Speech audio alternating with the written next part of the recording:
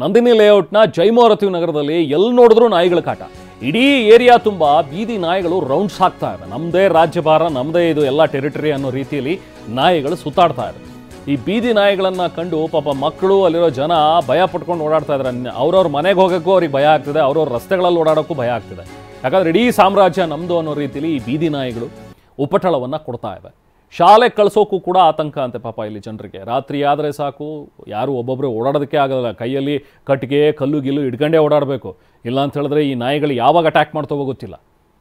So at least ಈ ನಾಯಿಗಳಿಗೆ ಕಡಿವಾಣ ಹಾಕಿ, ಈ ಬೀದಿ ನಾಯಿಗಳ ಉಪಟಳ ಜಾಸ್ತಿ ಆಗಿದೆ ಅಂಥೇಳಿ BBMPಗೆ ಹೇಳಿದ್ರು ಕೂಡ ಅವ್ರು BBMPಯವರು ಬಾಡೂಟ ಹಾಕಕ್ಕೆ ಹೊರಟವ್ರೆ. ಇನ್ನೇನು ಕಡಿವಾಣ ಹಾಕ್ತಾರೆ.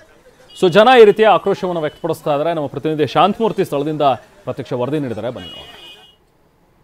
ಸಿಲಿಕಾನ್ ಸಿಟಿ ಬೆಂಗಳೂರಲ್ಲಿ ಬೀದಿ ನಾಯಿಗಳ ಕಾಟ ದಿನದಿಂದ ದಿನಕ್ಕೆ ಮಿತಿ ಮೀರ್ತಾನೆ ಇದೆ. ಮೊನ್ನೆ ಅಷ್ಟೇ ಬೀದಿ ನಾಯಿಗಳ ಹಾವಳಿಗೆ ರುದ್ರೊಬ್ರು ಬಲಿಯಾಗಿದ್ರು. ಆದರೂ ಕೂಡ ರಾಜಧಾನಿಯಲ್ಲಿ ಬೀದಿ ನಾಯಿಗಳನ್ನ ಕಂಟ್ರೋಲ್ ಮಾಡೋದಕ್ಕೆ ಪಾಲಿಕೆ ಮುಂದಾಗ್ತಾ ಇಲ್ಲ. ಇದು ಸಾರ್ವಜನಿಕರಿಗೆ ಸಂಕಷ್ಟವನ್ನು ತಂದಿಟ್ಟಿರುವಂಥದ್ದು. ಸದ್ಯ ಗಮನಿಸ್ತಾ ಇದ್ದಾರೆ, ಇದು ನಂದಿನಿ ಲೇಔಟ್ನ ಬಡಾವಣೆ, ಜೈಮಾರುತಿ ನಗರ. ಇಲ್ಲಿ ಸಾಕಷ್ಟು ಬೀದಿ ನಾಯಿಗಳು ಬಿಡಿಬಿಟ್ಟಿರುತ್ತೆ.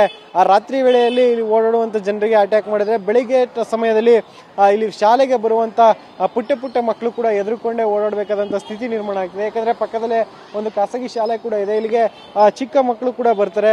ಹಾಗೆ ನಡ್ಕೊಂಡು ಬರುವ ಸಂದರ್ಭದಲ್ಲಿ ಬೀದಿ ನಾಯಿಗಳು ಹಿಂದೆ ಹೋಗುವಂಥದ್ದು, ಹಾಗೆ ಅಟ್ಟಾಡಿಸುವಂಥ ದೃಶ್ಯಗಳು ಕೂಡ ಇಲ್ಲಿ ಕಂಡು ಬರುತ್ತೆ. ಯಾಕಂದರೆ ನಿತ್ಯ ಏನು ಊಟವನ್ನು ಕೂಡ ಒಂದಷ್ಟು ಸಾರ್ವಜನಿಕರು ಬೀದಿ ನಾಯಿಗಳಿಗೆ ಇಲ್ಲಿ ಹಾಕ್ತಾರೆ ಅನ್ನುವಂಥ ಆರೋಪ ಕೂಡ ಇದೆ. ಅದರಿಂದಾಗೆ ಬೀದಿ ನಾಯಿಗಳು ಇಲ್ಲೇ ಬಿಟ್ಟಿರುತ್ತೆ. ಜೊತೆಗೆ ಬರುವಂಥ ಜನರಿಗೆ, ಹಾಗೆ ಮಕ್ಕಳಿಗೆ ನಾಯಿಗಳಿಂದ ಈಗ ಸಮಸ್ಯೆ ಆಗ್ತಾ ಇದೆ ಅನ್ನೋ ಆರೋಪ ಕೂಡ ಕೇಳಿಬರ್ತಿರುವಂಥದ್ದು. ಇನ್ನು ಯಾವ ಸಮಯದಲ್ಲಿ ಬೇಕಾದರೂ ಬೀದಿ ನಾಯಿಗಳು ದಾಳಿಯನ್ನು ಮಾಡ್ಬೋದು. ಯಾಕಂದರೆ ಮಕ್ಕಳನ್ನು ನೋಡಿ, ಗಮನಿಸ್ತಾ ಇರೋ ದೃಶ್ಯಗಳಲ್ಲೂ ಕೂಡ ಆ ಬೀದಿ ನಾಯಿ ಮಗುವನ್ನು ಮೂಸಿ ನೋಡ್ತಾ ಇದೆ. ಆದರೆ ಈ ರೀತಿಯಲ್ಲಿ ಆ ಮಕ್ಕಳ ಹತ್ರ ಹೋದಂಥ ಸಂದರ್ಭದಲ್ಲಿ ಮಕ್ಕಳು ಭಯ ಪಟ್ಕೊಂಡು ಹೋಗುವಂಥ ದೃಶ್ಯಗಳು ಕೂಡ ಸರ್ವೇ ಸಾಮಾನ್ಯವಾಗಿ ಇಲ್ಲಿ ಕಂಡು ಬರ್ತಾ ಇರುವಂಥದ್ದು. ಆದರೆ ಬೀದಿ ನಾಯಿಗಳನ್ನ ಕಡಿವಾಣ ಹಾಕಬೇಕಾಗಿದ್ದಂಥ ಪಾಲಿಕೆ ಮಾತ್ರ ಯಾವುದೇ ರೀತಿಯ ಕ್ರಮವನ್ನು ಕೈಗೊಳ್ತಾ ಇಲ್ಲ.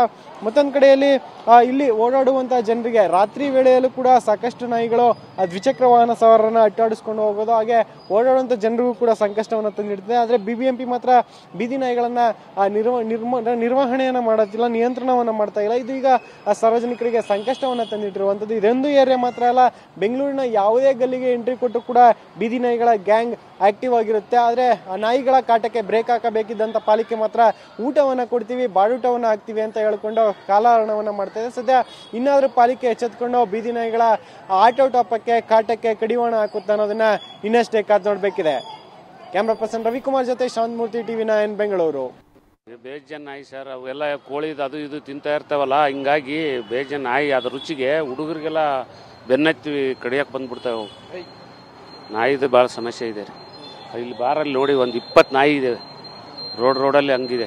ಏನು ಬಾಡೂಟ ಹಾಕ್ತಾರೆ ಸರ್, ಮನುಷ್ಯರಿಗೆ ಹಾಕ್ಲಿ, ಬಡವರು ಯಾರನ್ನ ಬೀದಿ ಭಿಕ್ಷಕರು ಹಾಕ್ಲಿ, ನಾಯಿಗಳಿಗೆ ಹಾಕಿರಿ ಏನದು, ಅವು ಅದ್ರ ರುಚಿ ಕಂಡ್ರೆ ಹುಡುಗರಿಗೆಲ್ಲ ಕಚ್ಚಕ್ಕೆ ಬರ್ತವೆ ಸರ್. ಮಕ್ಕಳು ಒಬ್ಬೊಬ್ಬರನ್ನ ಬಿಡೋಕ್ಕೂ ಭಯ. ಇಲ್ಲಿ ಗಾಡಿ ನಿಲ್ಲಿಸಿದ್ರೆ ಸೀಟ್ ಗೀಟ್ ಎಲ್ಲ ಕಿತ್ತಾಕ್ತಾ ಇರ್ತವೆ. ಒಂದು ಬಂದರೆ 4 ಬರ್ತವೆ. ಒಂದು ಕೂಗಿದ್ರೆ ಸಾಕು 4, 5, 6 ಬರ್ತವೆ. ಇಲ್ಲಿ ಹೆಂಗಸರಲ್ಲಿ ಒಬ್ಬೊಬ್ಬರು ಓಡಾಡ್ತಾ ಇರ್ತಾರೆ. ಬೆಳಿಗ್ಗೆ ನಾನು ಬಂದು ಇವ್ರನ್ನ ಮನೆಯವ್ರನ್ನ ಕರ್ಕೊಂಡು ಹೋಗ್ಬೇಕು. ನಾಯಿಗಳು ಸುಮಾರು ಸಮಸ್ಯೆ. ಈ ರೋಡಲ್ಲಿ ನೋಡಿ ಬೆಳಗ್ಗೆ ಬಂದು ಎಷ್ಟು ನಾಯಿ ಇರ್ತವೆ ಅಂತ. ಅವ್ರು ದಿನ ಹಿಡ್ಕೊಂಡು ಹೋಗ್ತಾರೆ. ದಿನ ಹಿಡ್ಕೊಂಡೋಗಿ ಇಂಜೆಕ್ಷನ್ ಹಾಕಿ ತಗೊಂಬಂದು ಇಲ್ಲೇ ಬಿಡ್ತಾರೆ. ಇವತ್ತು ಹಿಡ್ಕೊಂಡೋಗಿ ನಾಯಿ ನಾಳೆ ಪುನಃ ಇಲ್ಲೇ ಇರ್ತದೆ. ಅದೇನು ಮಾಡ್ತಾರೆ ಗೊತ್ತಿಲ್ಲ ಸರ್. ಮಕ್ಕಳು ಒಬ್ಬೊಬ್ಬರನ್ನ ಬಿಡೋಕ್ಕೂ ಭಯ. ಇಲ್ಲಿ ಗಾಡಿ ನಿಲ್ಲಿಸಿದ್ರೆ ಸೀಟ್ ಗೀಟ್ ಎಲ್ಲ ಕಿತ್ತಾಕ್ತಾ ಇರ್ತವೆ. ಒಂದು